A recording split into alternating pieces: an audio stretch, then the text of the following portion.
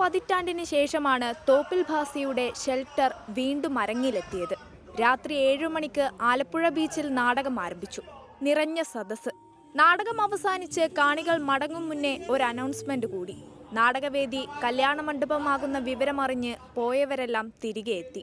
നാടകത്തിലെ നായകൻ മൂവാറ്റുപുഴ സ്വദേശി പ്രശാന്ത് തൃക്കളത്തൂരിനും പ്രണയിനി കൊല്ലം സ്വദേശി ചിഞ്ചുവിനും കരം പിടിച്ചു നൽകിയത് CPI സംസ്ഥാന സെക്രട്ടറി ബിനോയ് വിശ്വം. രക്തഹാരമണിഞ്ഞ് ഇരുവരും നാടകവേദിയിൽ ഒന്നായി.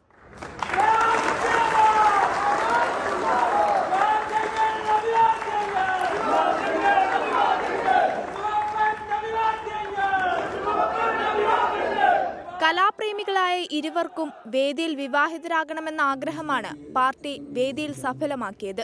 ഒരു വേദിയിൽ വെച്ച് കല്യാണം കഴിക്കണമെന്നായിരുന്നു എൻ്റെ ഒരു ആഗ്രഹം. അപ്പോൾ പുള്ളിക്കാരിയോട് ഞാൻ അതിനെക്കുറിച്ച് ഷെയർ ചെയ്തപ്പോൾ പുള്ളിക്കാരി ഓക്കെ പറഞ്ഞു. അങ്ങനെയാണ് ഞങ്ങളിങ്ങനെ ഒരു തീരുമാനത്തിലെത്തിയത്. എന്തായാലും ആലപ്പുഴ വെച്ചിട്ട് ഇങ്ങനെ ഒരു വിവാഹം ഇങ്ങനെ നടന്നതിൽ വളരെയധികം സന്തോഷമുണ്ട്. ഒരു വർഷം മുൻപുള്ള ഒരു ട്രെയിൻ യാത്രക്കിടയിലാണ് ഇരുവരും കണ്ടുമുട്ടുന്നത്. സൗഹൃദം പിന്നീട് പ്രണയമായി. താലികെട്ട് മൂവാറ്റുപുഴയിൽ വെച്ച് നടത്താനാണ് തീരുമാനം.